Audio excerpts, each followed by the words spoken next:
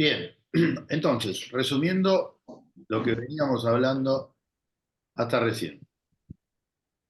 El artículo que tiene que hablar de subasta pública en el decreto 1023 no está.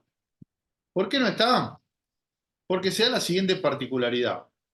Lo primero que se quiso hacer con un decreto que tenía 150 artículos, el decreto 27 del 2018, fue mejorarle la redacción. Y entonces con esto se pone un artículo 25b mejor.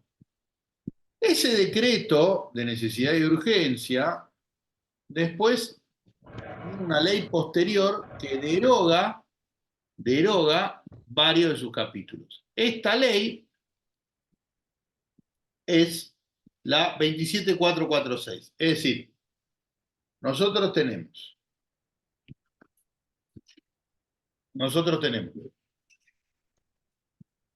vamos a poner acá en el chat,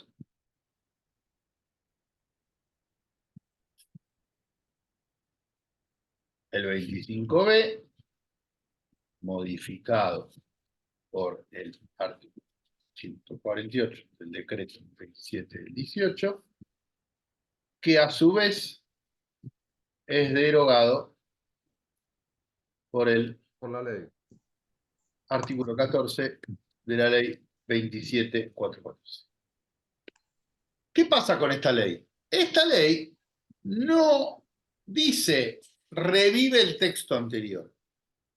Entonces, nos quedamos sin artículo de subasta pública. ¿Esto es un limitante para dejar de tener subasta pública? No. No. La verdad que sigue habiendo tanta subasta pública como antes de este entrevelo, que es más para la charla en una clase de derecho que la aplicación en la realidad. ¿Por qué sigue habiendo? Y porque el artículo 11 del 1030 sigue existiendo, y porque de hecho hay un programita, como decíamos antes, que se llama Subastar, que es a cual nos tenemos que incorporar, inscribir, etcétera, etcétera, cuando queremos participar de una subasta. Entonces dijimos, ¿cuándo funciona bien la subasta? Cuando queremos vender un bien. ¿Por qué? Y porque nosotros queremos comprarle ese bien al Estado y vamos pujando entre los distintos oferentes, levantando el nivel del precio.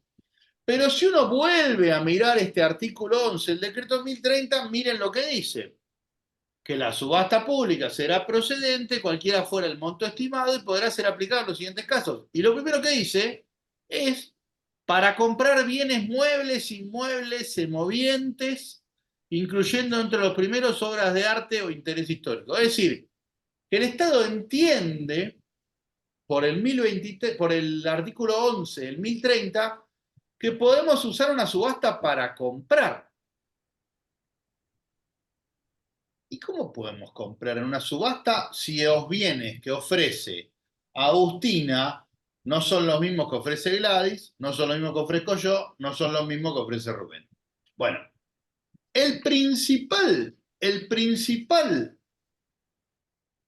la forma que podríamos hacer para que una subasta funcione de esa manera, que no se hizo nunca, nunca. Semovientes son las vacas, los que se mueven. Semovientes se mueven, digamos. Animales vivos, eso. Eh, eh, la única forma que vamos a hacer una subasta en donde el Estado compra y los particulares venden es que el bien esté estandarizado. Entonces, ¿cómo sería, más o menos? Sería así. Supongamos que queremos que el Estado quiere comprar resmas. Volvemos acaso a la resma. Entonces el Estado tiene que agarrar y decir, voy a comprar resma. Y entonces, en vez de levantar la mano para subir un precio, Rubén agarra y dice, te las vendo a 1000. Y yo agarro y digo, 9.50. Y Alejandra dice, 9.30. Y otro dice, 9.20. Y así sería una subasta inversa.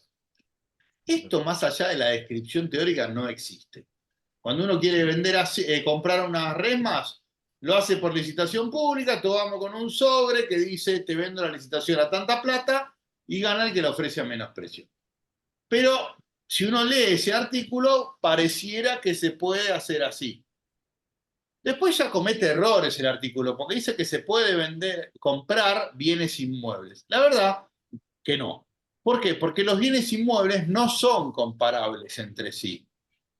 Si el Estado quiere comprar un bien inmueble, no puede hacerlo por subasta porque el bien inmueble que ofrece una determinada persona, Gladys, por ejemplo, no es el mismo bien inmueble que ofrece Rubén o que ofrezco yo. El Estado puede decir, los bienes inmuebles tienen que tener entre 100 y 150 metros, tienen que ser luminosos, tienen que quedar cerca de la estación de tren, lo que sea, pero algo los va a diferenciar. La cantidad de baños, si tiene acceso a discapacitados, lo que sea, pero algo los va a diferenciar. Por eso no puede funcionar la subasta cuando el Estado quiere comprar, por ejemplo, inmuebles. Tampoco, como me decía Darío acá, me preguntaba qué era los semovientes. Cuando el Estado compra un toro reproductor, por ejemplo, por decir algo, la verdad que cada toro reproductor, por decir algo, tiene características diferentes. Entonces no podría en una subasta, supongamos que somos productores rurales de ganadería, yo traer mi toro reproductor y Rubén el suyo porque tendrían características diferentes, por tanto no se podría aplicar. Entonces, la realidad es que este artículo 11 está bastante mal escrito y el Estado utiliza la subasta para vender sus bienes y no para otro tipo de procedimiento. Pero ¿cómo podría usarlos? Y como acabo de decir, podría usarlos diciendo, bueno, ofrézcanme el mismo bien y pujen ustedes autobajándose el precio hasta que en un momento nadie se baja el precio más. Supongamos que dijimos antes, no sé, Rubén, 900 pesos la resma, y dice, listo, hasta acá llegué, y el Estado dice, listo, adjudicado a Rubén, que me ofreció menos que lo demás. Pero esto en los hechos no se usa, ¿bien? Y pareciera más un error en cómo está redactado que en un espíritu de usar una subasta para comprar. La subasta se usa para vender. Y pareciera ser la tercera regla, ¿no? Es decir, tenemos las dos reglas, licitación y concurso, y una especie de tercera regla cuando el Estado quiere vender, que es la subasta. ¿Bien? ¿Hasta acá estamos? Sí. Bueno, Te paso una consulta, sí, Martín, y lo digo muy un poco respetuoso, más fuerte. por favor. Ahora más fuerte, a ver si yo tengo el volumen bajo. Bien, no, a ver, intento más Ahí está fuerte. mejor, dale, dale. Te quiero hacer una consulta y quiero ser muy respetuoso, A pero es ver, para poder ordenarme. Esto que nos acabas de decir, a ver, lo tenemos que saber, es importante para el examen, qué artículo deroga, o es una información no, no, complementaria que vos brindás. el giro completo de, de quién derogó qué, no. Lo que sí hay que saber es que el sistema de subastas está vigente, que se utiliza para la venta de bienes y que no importa ese giro extraño de distintas normas, sino que lo que importa es saber que el Estado lo usa y vende bienes por medio de subasta. Gracias, Martín. No, no, de nada. Bueno, acto seguido, el otro procedimiento de excepción que pulula y gobierna nuestro sistema de hace montones de años son todos los procedimientos de contratación directa, que es un mundo enorme ahí adentro del cual vamos a hablar un rato hoy y un rato el lunes cuando nos veamos cara a cara. Nosotros hay un procedimiento que no vemos en esta clase porque es irrelevante para nuestra materia, que es la licitación privada o el concurso privado, porque quedó más de la época en donde el Estado podía jugar con esas invitaciones que hacía o no hacía. Hoy, como está todo digitalizado, perdió importancia.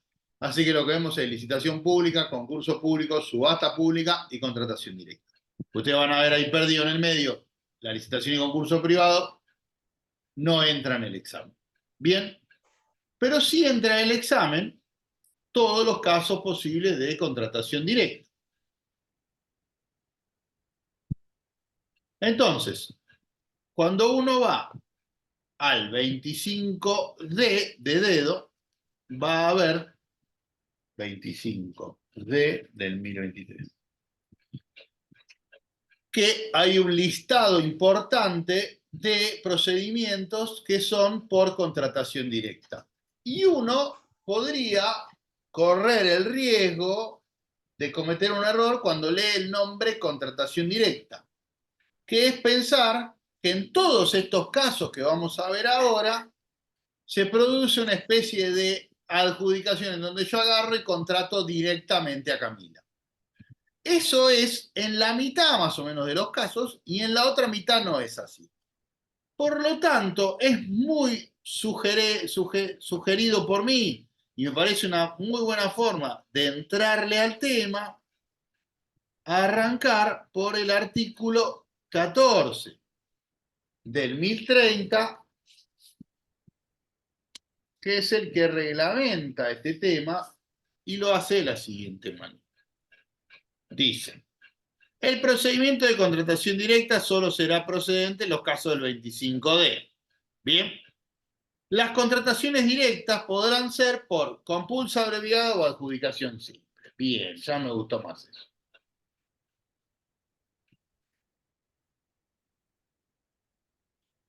Compulsa abreviada o adjudicación simple. Y dice: las contrataciones por compulsa abreviada serán aquellas en que existan más de un potencial oferente con capacidad para satisfacer la prestación y la situación de hecho se encuentra en los apartados 1, 4, 5, urgencia, del inciso D del artículo 25. Bien, las contrataciones por adjudicación simple serán aquellas en las que, ya sea por razones legales, determinadas circunstancias o lo que sea, solo se puede contratar con determinada persona o esté facultada para elegir un contratante de naturaleza pública o la situación de hecho se encuadra en los apartados 2, 3, 7, 8 y 9. 2, 3, 7, 8, 9. Bien, y si ustedes son rápidos de cerebro, se darán cuenta que, por ejemplo, el 6 no ha aparecido en ninguno de los dos grupos. Porque después dice, las que se encuentran en el 5, en el 6, en el 5 emergencia, en el 6 y en el 10, se pueden utilizar por un camino o el otro. Bien, entonces tenemos tres grupos. El 1, el 4 y el 5, el 2, 3, 7, 8, 9 y el 5 emergencia, 6 y 10. Entonces, ¿qué es la compulsa abreviada? La compulsa abreviada es un procedimiento de licitación simplificado, es decir, ¿se aprueba un pliego? Sí. ¿Se invitan oferentes? Sí. ¿Se elige entre más de una oferta? Sí. Entonces es una licitación pública, Martín. No. Es algo que se le parece mucho a una licitación pública, pero con pasos simplificados o pasos reducidos o plazos más cortos, etcétera, etcétera, etcétera. ¿Qué quiere decir esto? Que de alguna manera, por distintas razones, es algo que se parece mucho a una licitación pública, pero cuando lo miramos, como tiene algunas diferencias, lo vamos a llamar contratación directa, pero no elegimos directamente a un proveedor, sino que lo que tenemos es una compulsa abreviada, o dicho de otra manera, un procedimiento simplificado.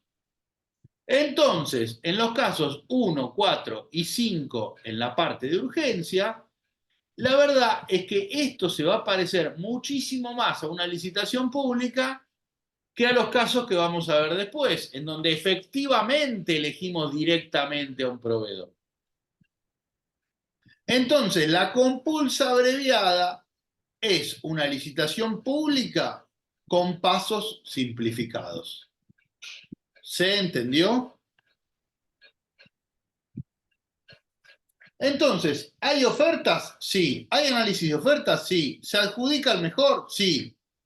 Y etcétera, etcétera, etcétera. Se parece mucho más a una licitación pública que a lo que vamos a ver la clase que viene. Y el primer caso es las contrataciones directas por monto, que es el 1, ¿no? Las contrataciones directas por monto. Cuando uno lee el artículo 15, que es monto, el artículo 15 del decreto 1030, dice: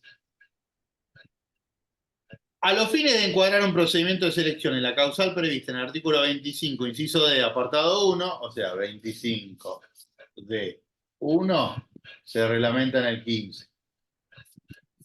Después van a ver que 25 d 2 en el 16. Y así. Es fácil porque en este caso la reglamentación sigue al pie de la letra el orden que sigue el decreto 1023. Lo que podemos decir es que podrían haber puesto en vez de 1, 4 y 5, 1, 2 y 3 las compulsas abreviadas, 4, 5 y 6 las contrataciones por adjudicación directa. Pero bueno, ya está. No se hizo así. Mala suerte. Hay que aprenderse que el 1, el 4 y el 5 son las compulsas abreviadas y el 2, 3, 7, 8, 9 las adjudicaciones. Bien, bueno.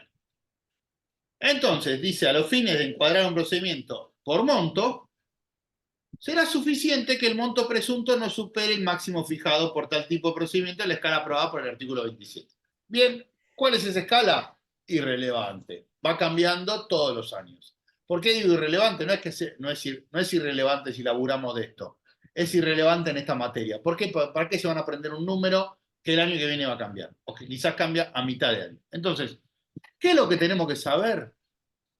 Que hay contrataciones por monto que son compulsas abreviadas. ¿Y por qué?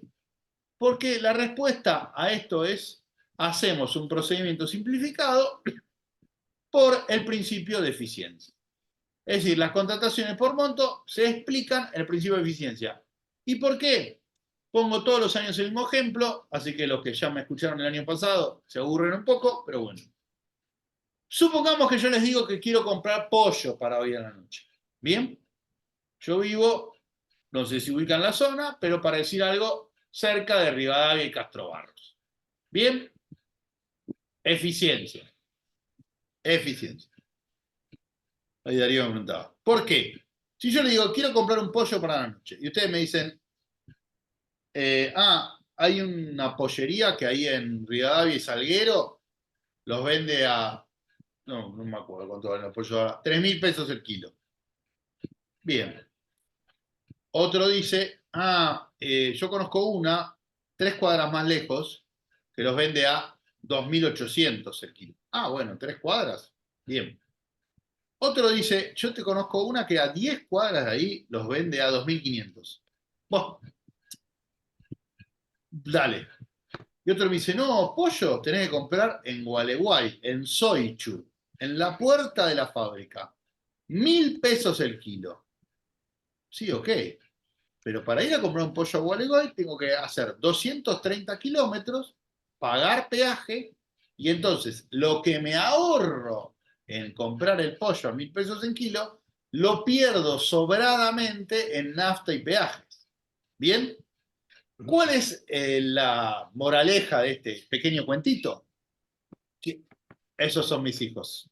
Los que gritan, creo que se escucha algo.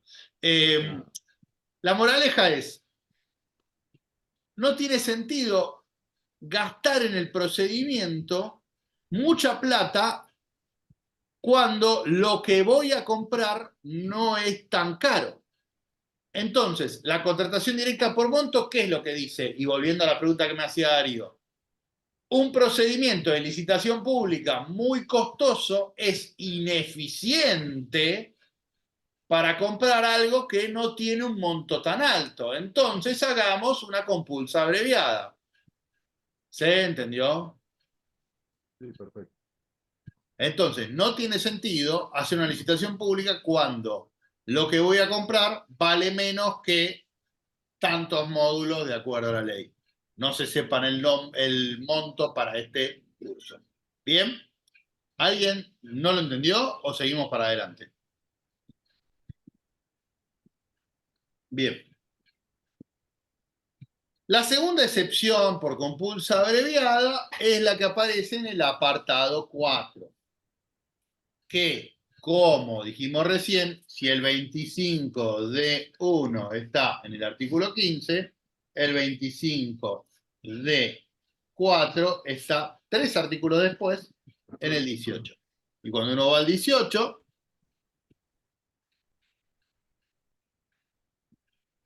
se encuentra con la reglamentación. Vamos a leer primero el artículo madre. Él sería 25D4/2023, ¿no? ¿Qué dice? Que se podrá contratar directamente, eso lo dice al principio, cuando una licitación o concurso haya resultado desierto o fracasare, se deberá efectuar un segundo llamado, modificándose los pliegos de bases y condiciones particulares. Si este también resultare desierto o fracasado, podrá utilizarse el procedimiento de contratación directa previsto en este inciso.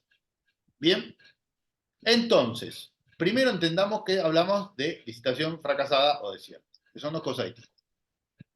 La licitación desierta es aquella que no se presentan ofertas, es decir, desierto como espacio vacío.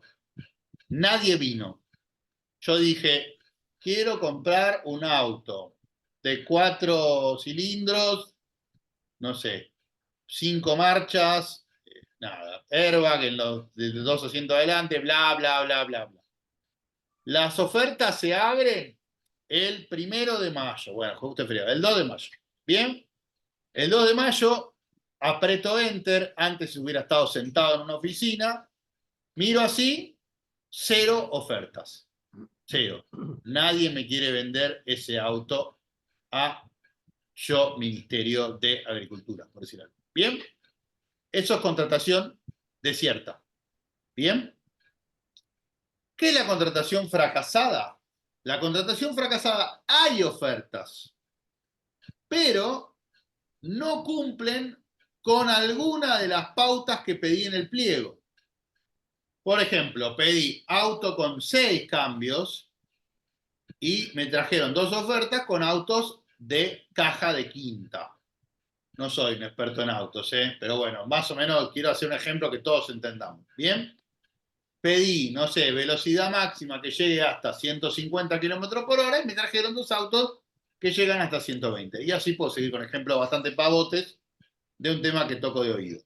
Bien, ¿qué quiere decir esto? Que yo tengo 2 ofertas, pero cuando las abro me doy cuenta que me están ofreciendo algo que no cumple con el pliego. Por lo tanto, no las puedo utilizar válidamente porque me están ofreciendo otra cosa, algo que no cumple con el pliego.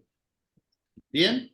O bien, no cumplieron con algún requisito procedimental. Por ejemplo, había que traer muestras. Había que traer, no sé, una visita de obra firmada. Que bueno, Mario habla de esto en la conversación. Había que traer algo. Había que traer una información, una muestra. Había que hacer algo que ninguno de los proveedores que se presentó lo hizo. ¿Bien?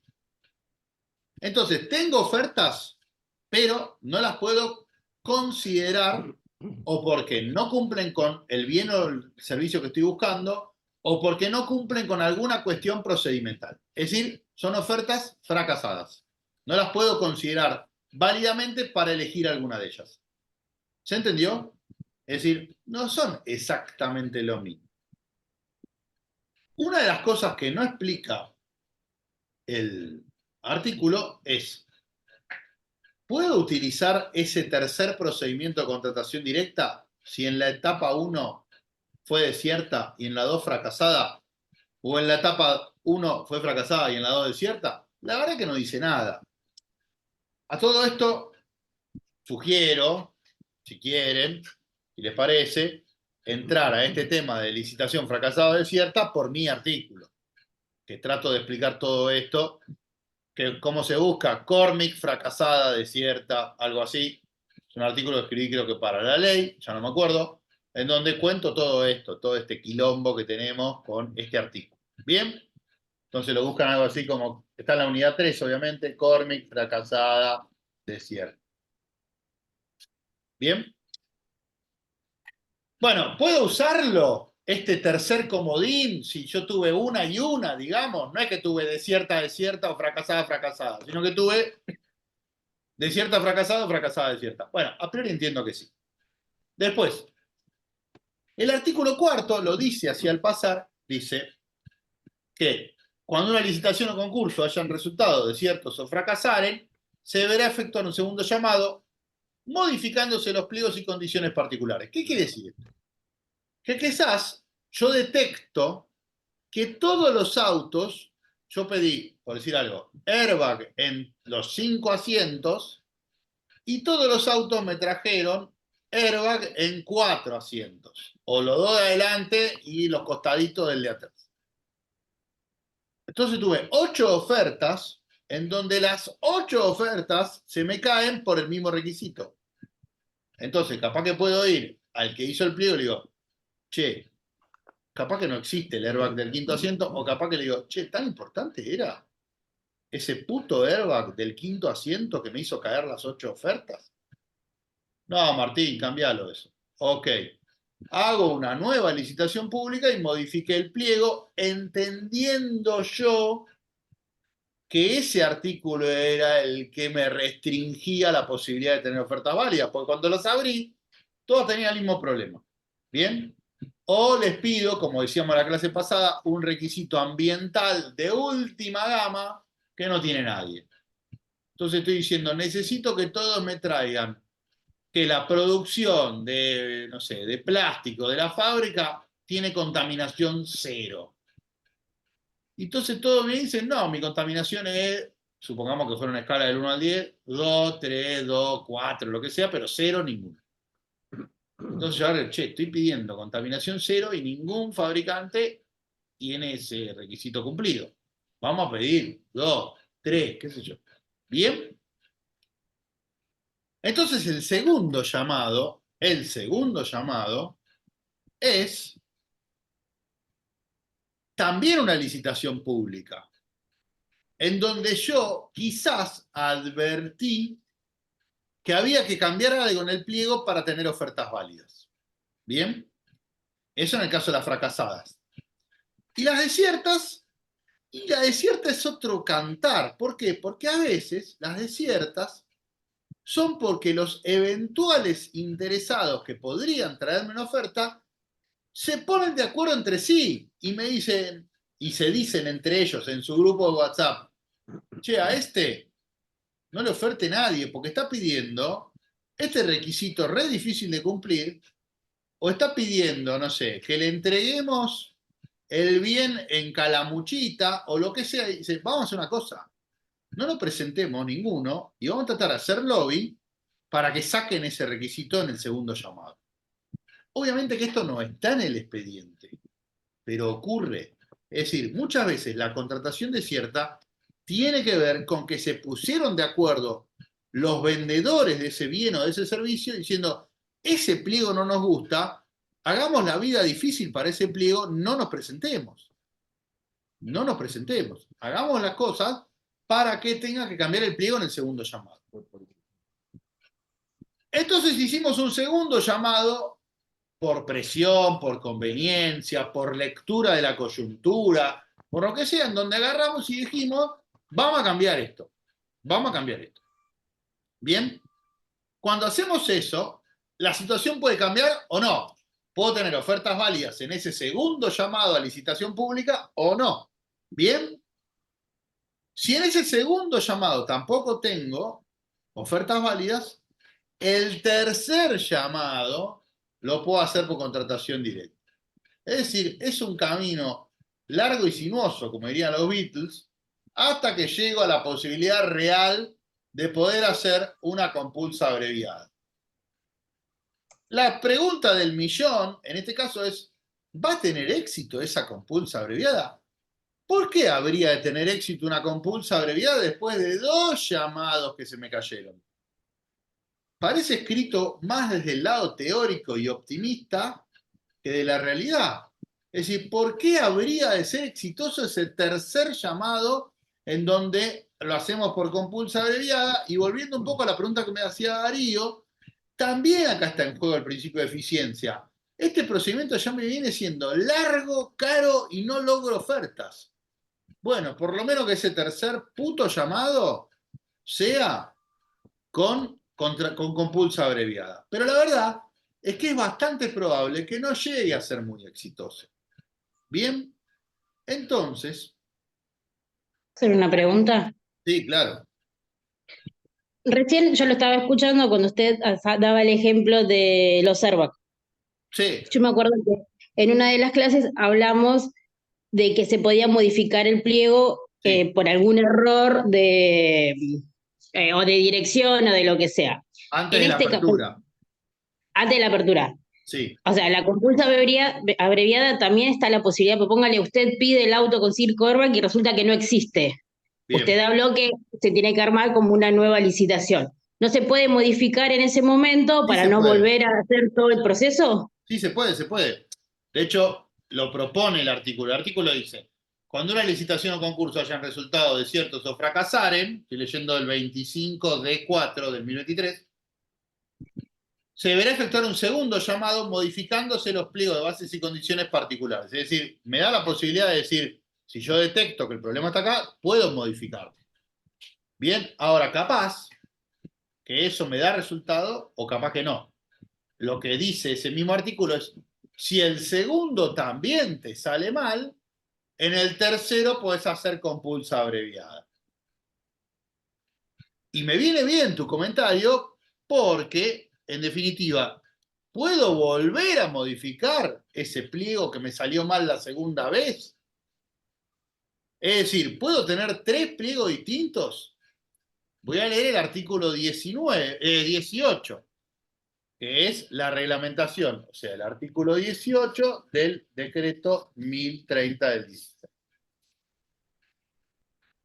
Y dice, las modificaciones de los pliegos de bases y condiciones particulares del segundo llamado, es decir, en el primero me fue mal, cambio lo del airbag para el segundo, y sus modificaciones del artículo 25, inciso 4, se verá efectuar en aquellos casos en que pueda presumirse, como preguntaba acá Jessica, en que pueda presumirse razonablemente que la declaración de desierto o fracasado del primer llamado se hubiera producido por un defecto en los olvidos pliegos. Es decir, yo vi que todo el mundo me trajo ofertas con 4 airbags, modificó ese artículo, ¿no? Esa cláusula.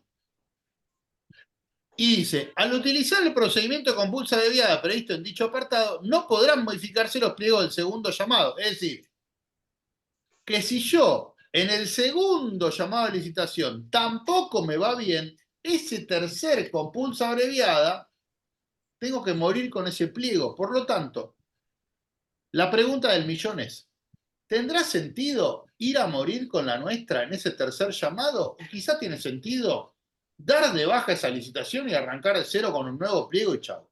Pues capaz que ese segundo pliego tampoco me trajo buenos resultados. Entonces, ¿para qué voy a ir a ese tercer momento en donde hago una compulsabilidad? Si ya perdí un montón de tiempo, capaz que lo que me conviene es revisar todo el pliego y aprobar uno nuevo y tengo más chances en una primera licitación pública con el nuevo pliego que morir con las botas puestas con aquel pliego que no toqué entre el segundo llamado a licitación y la tercera, que es compulsa abreviada.